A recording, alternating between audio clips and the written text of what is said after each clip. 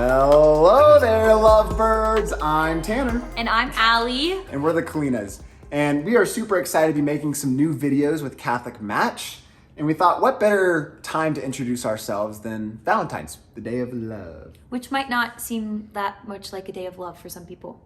This is true. So today we're going to talk about if you're feeling lonely on Valentine's Day. And we get the irony of being told this from a married couple. Yes. Trust us, that is not beyond us. So we just ask that you bear with us here and hear what we have to say. Give us 45 more seconds. Yeah, 45. 45 more seconds. 43, 42.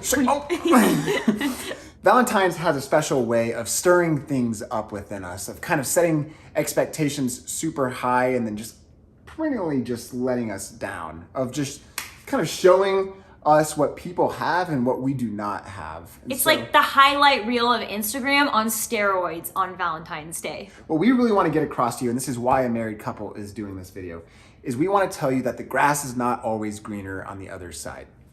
Like, yes, it's nice to have someone to be with on Valentine's Day, but it's not always what the world makes it out to be.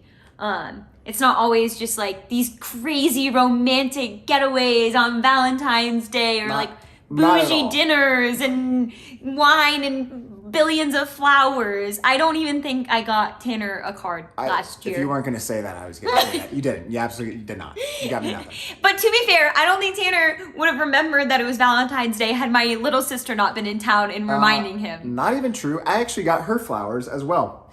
So, But Shout out, Monica. The point is that Valentine's Day isn't always just like greener when you're in a relationship or when you're married. The reality of it is that the world really hypes Valentine's Day up to be something like crazy and sets the expectations really high. yeah, we have a date tonight. We're going to eat some popcorn, watch a little movie, maybe drink some wine. And yes, that's nice. I get to be with my beloved. We probably won't drink wine because it's Ash Wednesday.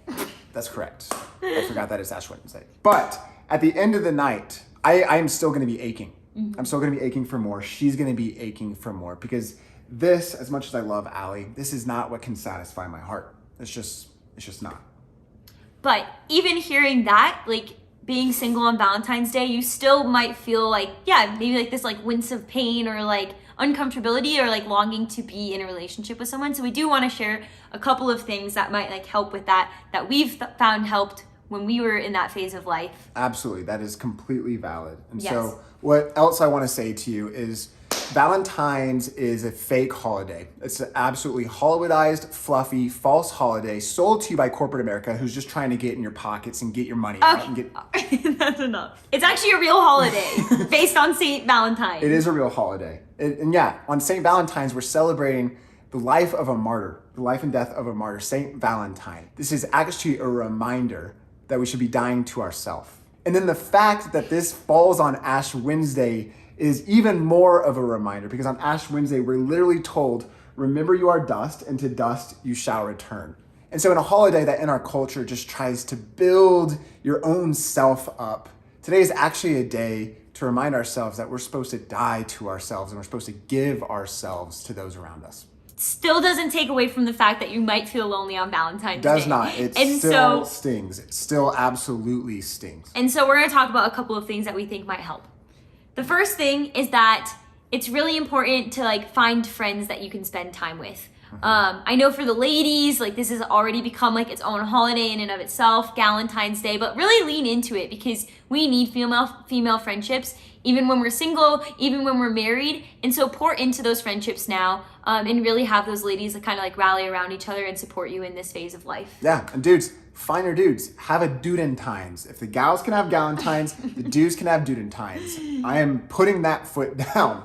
But yeah, we need fellowship. We need one another. We are communal beings. Valentine's Day does point to a truth that we are made for communion. We are made for unity with one another. And so find other people to hang out with and spend time with them.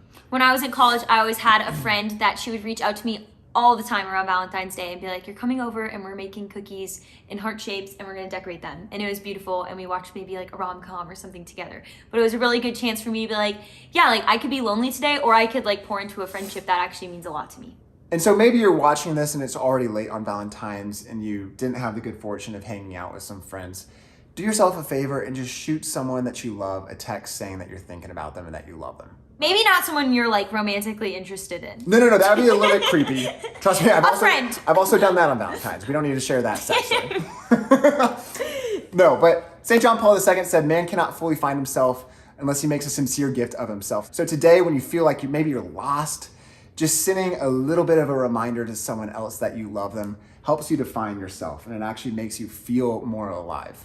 And to build on that point, since the day is about love and love is charity, this could be an opportunity for you to make kind of small acts of charity throughout the day. So maybe that's doing something for your roommates in the morning, cleaning up your house a little bit for them, giving someone an affirmation who probably needs one. Giving your husband a Valentine's gift, right? Yeah, or just like doing something nice for a stranger. These little acts of charity can kind of help you enter into this like day of love in a way that's like, this isn't always about romantic love. It's about real love, which is true charity. So little acts of charity on Valentine's Day, a beautiful way to go. Yeah. And then to build off of that, kind of along those same lines, do you know those little sweethearts with the little messages on them? Yes. Get a few boxes of those and absolutely go to town. Just pound those things. I love those things. I think they're gross. They taste like chalk. Oh, they taste like sweet chalk. And then finally, if you're finding yourself like lonely and maybe you didn't have the chance to make plans with your friends, the day's already done, you're like, shoot, I could have done a lot of acts of charity and I didn't.